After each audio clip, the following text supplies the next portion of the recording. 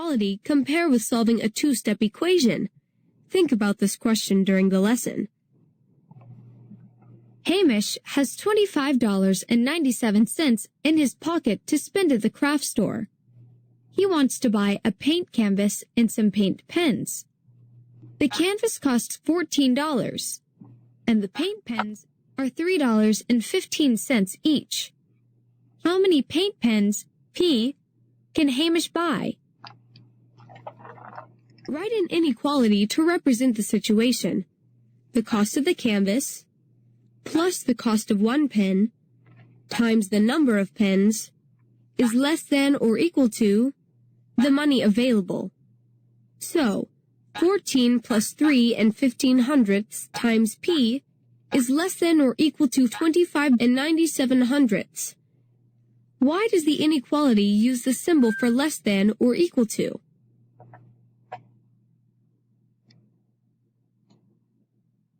The total cost can be equal to but not more than $25.97. Solve the inequality just like you would solve an equation. How are inverse relationships and properties used for solving equations and inequalities?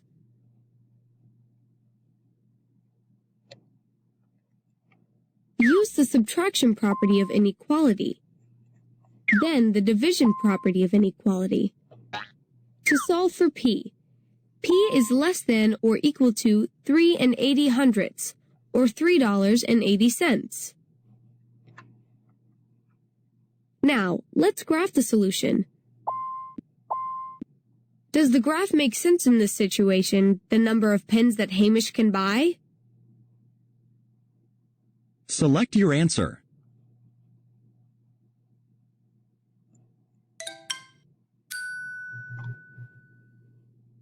This graph does not represent the solution. Hamish cannot buy a negative number of pens. He also can't buy part of a pen, so only whole numbers are solutions. Hamish can buy 3 or fewer paint pens. Notice that solving this two-step inequality involved the same inverse operations to isolate the variable that solving a two-step equation would have. Erin has $52 to spend at the florist. She wants to buy a vase for $11.75 and several roses for $3.50 each. What are the possible numbers of roses Erin can buy? All right, so let's solve this equation. So Erin has $52 to spend. She wants to buy a vase that costs $11.75 and several roses for $3.50 each. What are her possible numbers of roses she can buy? So $11.75 for the one vase she wants to buy. We're going to add that to the $3.50 per each rose. So the R stands for roses. So we then need to move some things around. So we're going to take our cost for the vase and subtract it from both sides of our inequality here. And it cancels out on this side. And then this side it equals 40 and 25/100. And then we are left with $3.50 with an R. And then we need to move the $3.50. So we're going to do the inverse of multiplication, which is division. So we're going to divide $3.50 on both sides of the inequality. It cancels out on this side, so we're left with R. I'll write that over here so we got a circle. And then $40.25 divided by $3.50 is $11.50. So R Now, we need to decide whether it is greater than, less than, or greater than and equal to, or less than or equal to. So the possible number of roses would have to be less than or equal to the cost of $11.50, because if it's more than $11.50, she won't have enough money. But if it's less, each rose costs less than, the number of roses is less than 11, she will have enough money. So she can buy up to 11. We're going to round this up to, or round down rather, because she has money involved, 11 roses. So it's not 12, because this is a part of a whole, she doesn't have enough money to reach that next whole number of roses, which will be 12. So we have to, in this case, round down to 11 so she can afford to buy all of the roses possible. Solve the inequality. 80 is greater than negative 10 minus 9 halves times x.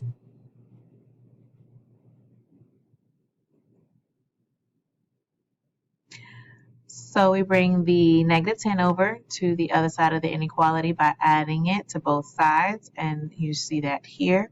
So you have now 90, and then you're going to take the negative 9 halves, and that's being multiplied times x, and you're going to divide it so that you can get x alone. So you're going to divide 9 halves on both sides, but it's a fraction, so we have to do the keep change reciprocal. So you're going to do the reciprocal of the 9 halves when you divide it on the other side. That's what they're showing here. And then you're multiplying it because, again, it's the keep change reciprocal. So we have the negative 2 ninths times 90, which equals negative 20. And that is less than x. So x is shown here as possibly being every number greater than negative 20. And it's an open circle because it cannot equal negative 20. So it does not include, the solution to this inequality will not include 20. So that's why it's open. And then all of the numbers to the right of it are possible values for x. Members of the Science Club are selling coupon booklets as a fundraiser. For each booklet sold, they receive $8.75. They have already sold 23 booklets. How many more coupon booklets, B, must the club members sell to exceed last year's total? Step 1 is to write an inequality to represent the situation. So the situation is the amount of money per booklet times the number of booklets, and you're going to add that to the number of booklets sold, and then that's going to be greater than last year's total funds raised because they want to get more. So that value here on this side of the inequality has to equal more than what was raised last year. So the amount per booklet is $8.75. The number of booklets to sell, we don't know. That's why they have the variable B. And then the number of booklets sold last year was 23. And then it's in parentheses because we're going to add that number together and then multiply it by the $8.75 per book. Now, step 2, solve the inequality. Solve the inequality. So we have $8.75 times B and plus, hold on. Okay, so we're going to divide the entire inequality by the $8.75. So B plus the 23 is left on the left side. So the inverse of multiplying is dividing. So divide it on both sides and you get B plus 23 here and $75.24 here. Then you're going to subtract the 23 on both sides of the equation.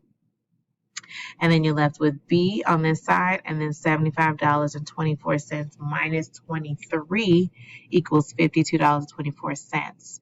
So B represents the number of coupon booklets. So the number of coupon booklets is greater than this number.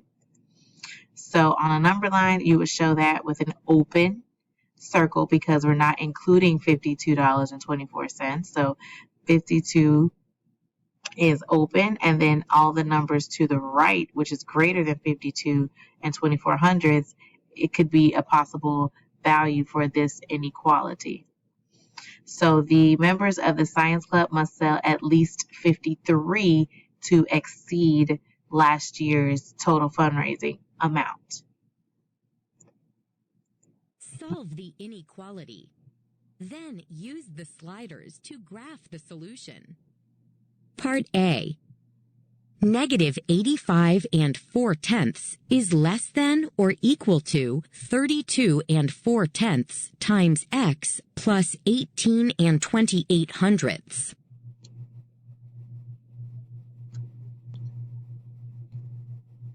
All right, so we have to move some things around. So we have 18 and 28 hundredths that we're going to subtract on both sides of our inequality.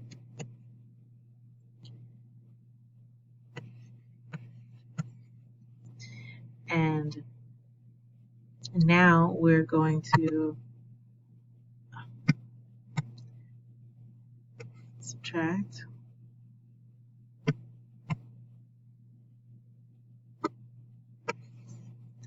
This cancels out here.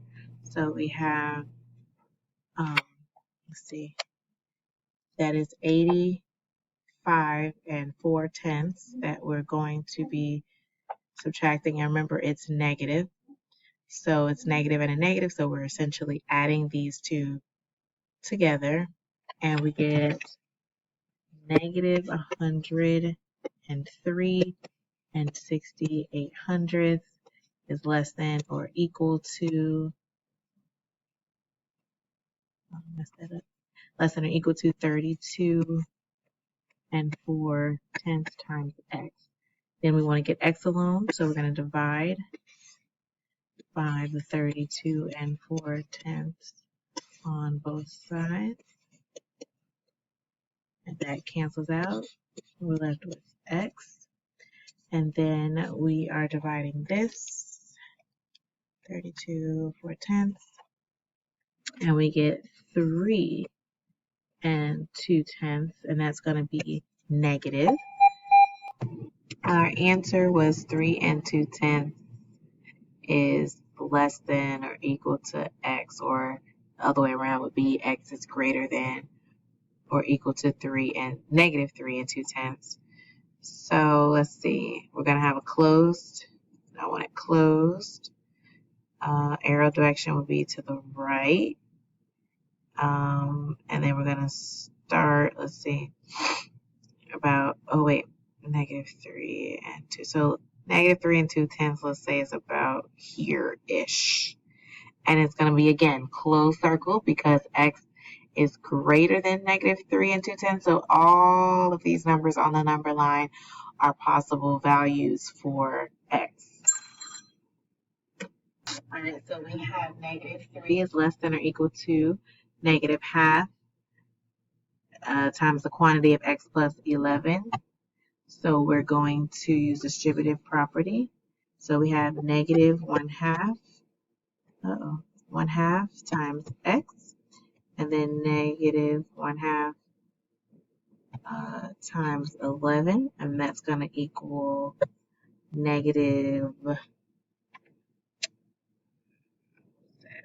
5.5.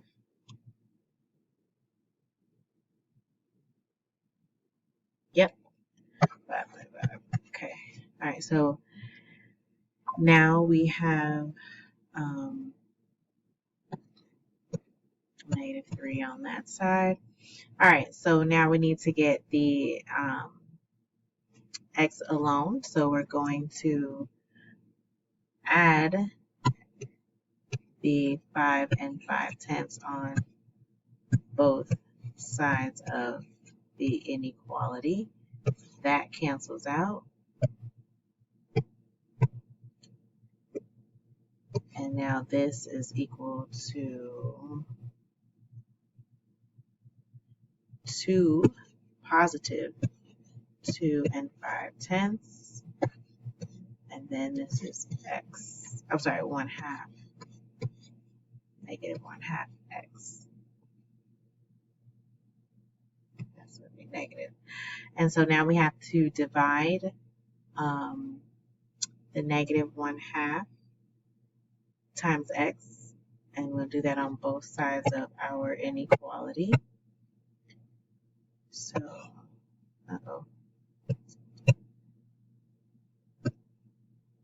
So we're going to divide by negative 1/2 on both sides. And then we're going to rewrite it over here as negative 2 5/10 divided by negative 1/2. And remember, we have to do, that's going to cancel out. And we have to do keep change flip. So we're going to have 2, or keep change reciprocal. So 2 5/10 times 2 over 1. So now we have 2.5, and that's negative, times negative 2.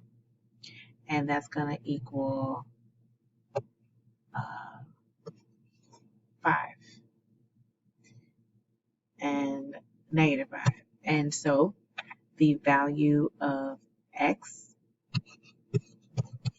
is greater than or equal to the negative 5.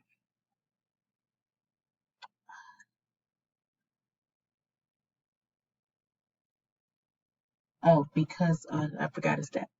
Because the x was negative 1/2 times x, because that was negative, we have to change the direction of our symbol. And so now it is going to be this direction because of that negative. So it's x is less than or equal to negative 5. And now we got to graph it on our number line. So this is going to be closed once again. And it is going to go to our left because x is less than that negative 5. And we're going to move this over to negative 5. Right? Ooh, right. Right there. There we go. So negative 5, and it's again, it's closed because x can be equal to negative 5, and it has to be a number less than negative 5.